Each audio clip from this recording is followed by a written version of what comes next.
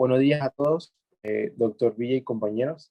Mi grupo conformado por Maylin Jaén, Alejandra Montenegro y mi persona José Espinosa, hoy les estaremos exponiendo sobre lo que es la enfermedad de Wilson, la hipocalcemia, la galactosemia, el síndrome de Alport, el síndrome de Edwards y el síndrome de Holmes-Addy.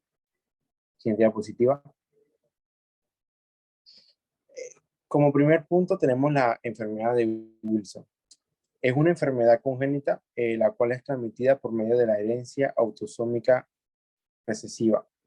Su principal característica es que esta enfermedad tiene una acumulación tóxica en nuestro organismo de cobre, lo cual proviene de nuestra dieta. Y esto ocurre precisamente en el hígado o en el cerebro. En circunstancias normales, la mayor parte del cobre digerido se elimina por medio de la bilis y una pequeña parte por la orina. Las personas que tienen esta mutación la tienen en el cromosoma 13. Lo que hace es que codifica una proteína que es importante para eliminar el cobre sobrante desde el interior de la célula hepática a la bilis. Esta es una enfermedad muy extraña. Ocurren entre 10 y 30 casos por cada millón de habitantes. Los pacientes que tienen esta enfermedad van desde los 5 hasta los 40 años. Hay evidencia de casos en donde se da en menores de 5 años o mayores de 60. En caso de que los padres sean portadores de este gen defectuoso, habrá un 25% de probabilidad que de cada embarazo el niño que nazca tenga este trastorno. Siguiente diapositiva. Bueno, los síntomas. Los síntomas pueden darse de 3 modos, que es de la manera hepática, neurológica y psiquiátrica. La afección hepática es la más común en niños y adolescentes. Presenta un espectro que va desde la hepatitis crónica hasta una cirrosis. Entre los síntomas tenemos cansancio, molestia abdominal, pérdida de apetito. Y el debut de esta enfermedad, cuando sale, es un fallo hepático muy grave. Los pacientes con síntomas neurológicos tienen temblores, tartamudeo, tienen poca coordinación motora y tienen síntomas hepáticos, presentan depósitos de cobre en la córnea, detectables por medio de la exploración oftalmológica. Siguiente diapositiva. Ok, en la afectación ocular, esta enfermedad provoca una queratopatía. Lo que hace es que se encuentra una zona de cobre periférica de la membrana del DSM que suelen cambiar de color dependiendo de la iluminación. Y estos depósitos están dispersados con preferencia en el mediano vertical y desaparecen por medio de penicilina. Y la otra afectación ocular que provoca esta enfermedad es una catarata capsular anterior y esta suele tener un color verde. Siguiente diapositiva. Ahora les hablaré sobre el tratamiento.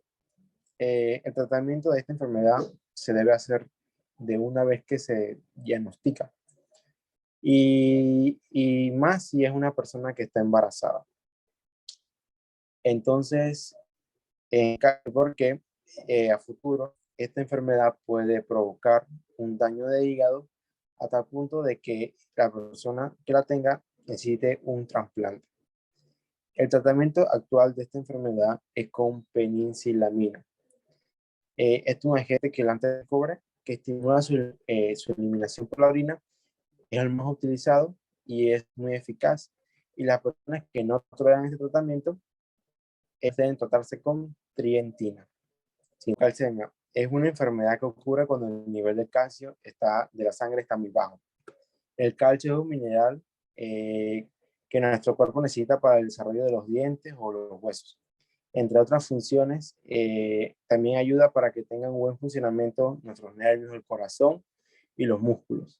Y cuando un bebé o un niño no tiene tratamiento contra esto, puede enfermarse muy gravemente y en el futuro tener problemas de los huesos o de los nervios. Entre los tipos de hipocalcemia está la temprana, que esta ocurre a los 2 a 3 días de haber nacido el bebé. Y la hipocalcemia tardía, que esta ocurre en la primera semana o en las primeras semanas del nacimiento. Siguiente diapositiva. Entre las causas de la hipocalcemia podemos encontrar que su dieta tiene poco calcio y también que el bebé ingiere muy poca vitamina D, o también que el bebé produce poca cantidad de la hormona que controla la cantidad de calcio en la sangre. Siguiente diapositiva. Entre los síntomas de esta enfermedad podemos encontrar los siguientes: que está inquieto, que vomita, que tiene tics o temblores, tiene lentitud, no se alimenta correctamente y las convulsiones. Siguiente diapositiva. La afectación ocular que provoca esta enfermedad es una catarata subcapsular. Siguiente diapositiva. Y el tratamiento de esta enfermedad es que a los bebés se le administra calcio de vía intravenosa hasta que ésta vuelva a sus niveles normales. Hay casos en que los bebés no presentan síntomas y esto puede ser porque hay una hipocalcemia leve, la cual se detecta por medio de un análisis laboratorio. Y esta puede desaparecer por sí sola si el bebé se alimenta en una dieta rica en calcio y otros minerales. Algunos médicos suelen administrar el calcio por la boca o vitamina D. Siguiente diapositiva. La galactosemia. El término galactosemia significa galactosa en la sangre. Es una enfermedad hereditaria y es poco común.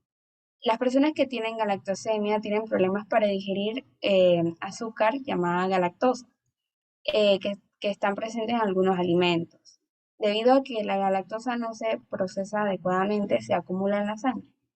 La galactosa está presente en alimentos como leche, margarina, helados, queso.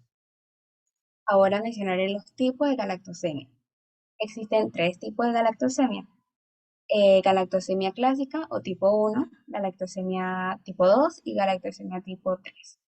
La galactosemia tipo 1 es la más común y es la más grave. Ocurre cuando los bebés no tienen cantidades suficientes de la enzima GALT. Los bebés comienzan a mostrar efectos en la salud después de haberse alimentado con leche materna o con alguna fórmula que contenga la galactosa. La lactosemia tipo 2 es la más leve. Su síntoma principal es la catarata. Es causada por la deficiencia de la enzima galactoquinasa debido a las mutaciones del gen GALK1. Galactosemia tipo 3 pasa de leve a moderada. Es causada por la deficiencia de la enzima galactosa epimerasa debido a las mutaciones del gen GALE. Siguiente. Ok, manifestaciones clínicas de la galactosemia. En pacientes pediátricos con galactosemia muestran sus síntomas los primeros días de vida, debido a que consumen leche artificial o leche materna y esta contiene galactosa y lactosa. Los síntomas se pueden deber a que hay una infección en la sangre gracias a la bacteria Escherichia coli. Los síntomas principales en los recién nacidos son convulsiones, cataratas, hígado agrandado, retraso del desarrollo del lenguaje, daño cerebral, ictericia, eh, letardo, poco aumento de peso, vómitos. También infecciones graves con bacterias gracias a la sepsis de la bacteria Escherichia coli. Siguiente. Ok, tratamiento y su diagnóstico. Primero, el diagnóstico. Se puede hacer un hemocultivo para infecciones bacterianas por la sepsis de la bacteria Escherichia coli. También una actividad enzimática de los eritrocitos, cetonas en la orina, diagnóstico prenatal para la medición directa de las enzimas galactosa 1. Y como tratamientos tenemos dieta libre en galactosa y lactosa, fórmulas especiales libres de lactosa, suplementos de calcio y controles de salud. Siguiente. Ok, síndrome de Alport. El síndrome de Alport es una enfermedad genética en la que la alteración de la síntesis del colágeno tipo 4 afecta a los riñones, oídos y ojos. Causan la hipoacusia neurosensorial progresiva y afecta particularmente los tonos agudos, trastornos en la vista, incluyendo una megalocornea, lentiocono y cataratas. Esta enfermedad es hereditaria. Su triada suele ser la neuropatía, hipoacusia y daños oculares. Las causas del síndrome de Alport. Existen tres causas genéticamente, ligado al cromosoma X, autosómico recesivo y autosómico dominante. Ligado al cromosoma X, este tipo es el más común y la enfermedad es más grave en hombres que en mujeres. El autosómico recesivo, la enfermedad afecta o es igual de grave tanto para hombres como para mujeres. Y el autosómico dominante, este tipo es el menos frecuente y igual afecta de la misma manera a hombres como a mujeres. Siguiente.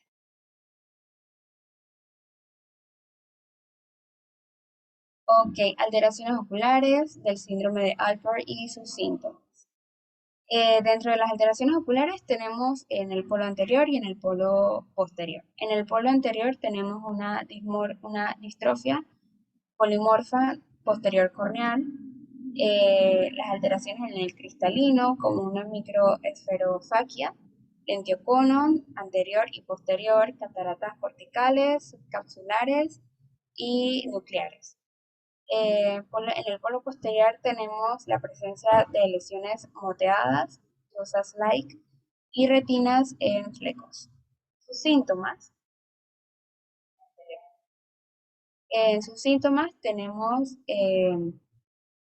sangre en la orina, tenemos proteínas en la orina, presión alta, hinchazón en las piernas, tobillos, pies y alrededor de los ojos. Tenemos pérdida de la visión y de la audición. Siguiente. Ok, el diagnóstico y el tratamiento para el síndrome de Alport. Eh, para su diagnóstico podemos hacer un análisis de orina, de sangre, análisis de orina también en familiares, pruebas de audición y de visión, ultrasonografías del riñón, biopsias del riñón, biopsias de la piel, análisis genético. Para el tratamiento no hay como tal un tratamiento para el síndrome de Alport, pero existen algunos fármacos que ayudan a aliviar la presión arterial. También existen diálisis y trasplantes renales. Y por lo menos el trasplante renal ha sido de gran utilidad y funciona muy bien para personas que tienen el síndrome de Alport. Siguiente.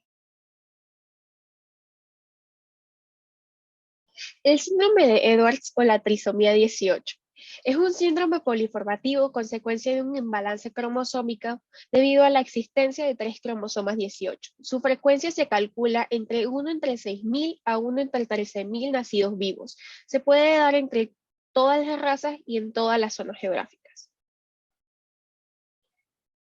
Las causas del síndrome de Edwards incluyen la trisomía de toda o gran parte del cromosoma 18, que corresponde a una trisomía completa producto de la no disyunción y una trisomía por translocación.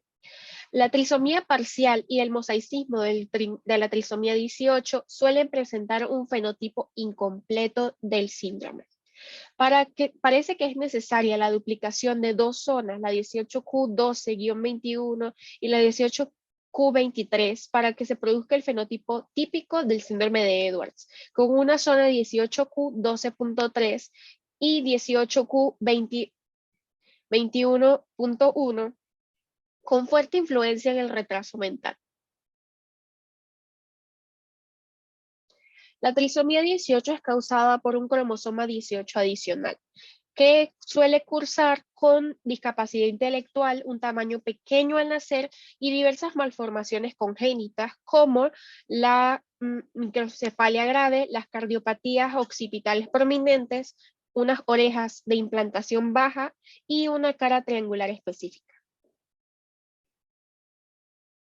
La trisomía 18 se presenta en 1 de cada 6.000 nacidos vivos y es mucho más común, hasta 3 veces más común, en las niñas que en los niños. Ahora voy a mencionarles lo que son los signos clínicos y las afectaciones oculares del síndrome de Edwards. Los signos clínicos pueden incluir retraso de crecimiento pre- y postnatal, un nacimiento posttérmino, que esto quiere decir que nace después de las 40 semanas de gestación, una mano trisómica, la cardiopatía congénita, que es mayormente presente en el 90% de los casos, presentan un divertículo de Meckel, unas circunvoluciones cerebrales anómalas, microcefalia y cutis marmorata. Las afectaciones oculares que se pueden dar en el síndrome de Edwards pueden incluir opacidad corneal, ptosis, catarata, microftalmia, coloboma de iris y coloboma uveal y del nervio óptico. También pueden darse una displasia vitreoretiniana. Los síntomas oftalmológicos provocados por el síndrome de Edwards incluyen la midriasis, la diaforesis, la hipermetropía, la fotofobia y la dificultad para leer.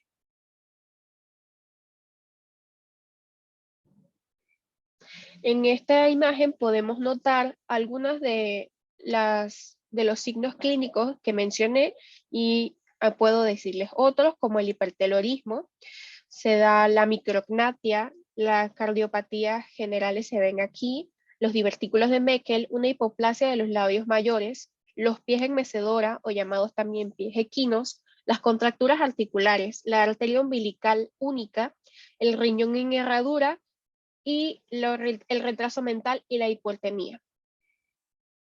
En esta imagen podemos ver específicamente lo que se llama la mano trisómica, que es un signo característico, que es la sobreposición del segundo sobre el tercer dedo y el quinto sobre el cuarto dedo, usualmente con el puño cerrado.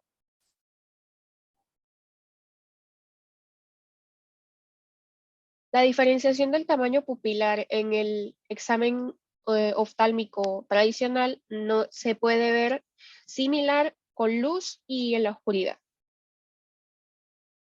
El diagnóstico del síndrome de Edwards se puede dar por dos formas: por la trisomía 18, que debe incluir holoprosencefalia, microoftalmia, una polidactilia, un coloboma de iris y el hipertelorismo. También se puede dar un diagnóstico por la secuencia de aquinesia fetal, que debe incluir el polidramnios, la movilidad fetal escasa movilidad postnatal, el cordón umbilical corto y los pliegues de flexión palmoplantares hipoplásicos. Este síndrome es una entidad heterogénea, es decir, que varias causas tienen que juntarse para que se dé el síndrome. También se deben investigar las anomalías neuromusculares que también pueden ser responsables del síndrome. No existe tratamiento para este síndrome y las causas principales de fallecimiento incluyen las cardiopatías congénitas, las apneas y las neumonías. La media de supervivencia de los nacidos vivos incluye de 2.5 a 70 días entre el primer y el cuarto mes de vida. En el primer año de vida, entre el 90 al 95% de los nacidos vivos van a fallecer. Los mayores de un año, los casos con supervivencia mayores de un año suelen sobrevivir más tiempo. El 2% suele sobrevivir hasta los 5 años de vida. Es escaso, puede ser una excepción incluso, que lleguen a la adolescencia. El síndrome de Holmes-Addy o pupila tónica de Addy es una oftalmoplegia intrínseca, aislada y benigna que produce acomodación defectuosa y anisocoria. Las causas del síndrome de Holmes-Addy es causado por alteraciones o lesiones del ganglio ciliar y los nervios ciliares posteriores cortos del sistema parasimpático, que inervan el ojo normalmente debido a una infección vírica o bacteriana, la cual causa una inflamación y se caracteriza por una pupila tónica dilatada. La afección es unilateral en el 90% de los casos y puede aparecer a cualquier edad. Cuando se asocia a la abolición de los reflejos tendinosos rotulianos, constituye el síndrome de Holmes-Addy. Las enfermedades que pueden causar el síndrome de Holmes-Addy incluyen el herpes zóster, la varicela, la rubiola, la difteria, la sífilis congénita y la sífilis adquirida, la escarlatina, la sarcoidosis, la tos felina, la gripe, la hepatitis viral, el síndrome de Vogt-Koyanagi-Harada, la coroiditis, los tumores coroideos primarios y metastásicos, los tumores orbitarios, las lesiones contusas oculares, las lesiones penetrantes orbitarias, la siderosis y los procedimientos quirúrgicos. Prácticamente siempre ocurre de manera esporádica. Suele afectar a mujeres mayormente, el 70% entre los 20 y los 40 años de edad. Es unilateral en el mínimo 90 o 80% de los casos y asocia a disminución o abolición de los reflejos osteotendinosos profundos en el 90% de los casos. Los síntomas oftalmológicos provocados por el síndrome de Holmes-Addy o pupila tónica de Addy incluyen molestias visuales relacionadas con la iridoplejía, la disfunción del músculo ciliar son visión borrosa de cerca y cefalea, la parálisis sectorial del esfínter del iris en momentos graves, la disociación luz cerca, se afecta tanto la reacción pupilar a la luz como a los estímulos cercanos, incluyen fotofobia y dificultad para la oscuridad, con el tiempo la acomodación mejora. Y incluyen también una hipersensibilidad a la pilocarpina diluida debido a la denervación que existe, que hace que la pupila reaccione de manera exagerada a los colinérgicos exógenos. La evolución del síndrome de Holmes-Addy incluye desde los 2 años parálisis de la acomodación después del episodio agudo se recupera. Más de 2 años la reacción a la luz no se modifica, la fotofobia se mantiene. El diámetro pupilar tiende a disminuir lentamente, la pupila vuelve a volverse pequeña. Los pacientes que tienen larga evolución incluyen síndrome unilateral, desarrollan pupila tónica en el otro ojo eventualmente. Y la tendencia crónica, la cámara anterior estrecha con una pupila tónica aguda provoca un ataque de glaucoma de ángulo cerrado. El diagnóstico se puede dar. Se deben investigar las causas en formas bilaterales simultáneas, ya que se puede asociar a muchas enfermedades con componente polineuropático. La parálisis parcial del esfínter del iris y o movimientos vertiformes de este. Y las dosis reducidas de pilocarpina pueden encoger la pupila tónica. En mayores de 50 años se debería determinar el valor de la velocidad de segmentación globular de la proteína C reactiva, ya que podría ser una manifestación de artrosis de arteritis de las células grandes. La mayoría de los pacientes no precisa tratamiento. Pueden usar semióticos débiles como colirio de policarpina al 0.125% para mejorar la fotofobia. Esto solo después de 1 o 2 años, ya que la pupila tónica suele disminuir de tamaño antes de eso. Para los síntomas relacionados con la acomodación se les suele recomendar usar los lentes positivos y en aquellos casos asociados a enfermedades neurológicas se le debe dar tratamiento si es que existen y no suele producir una mejoría significativa en la afectación pupilar. Simpatectomía en casos de diaforesis. El pronóstico. No es una amenaza para la vida o para la capacitación del paciente. La pérdida de los reflejos del tendón interno es permanente y puede empeorar con el paso del tiempo. Gracias.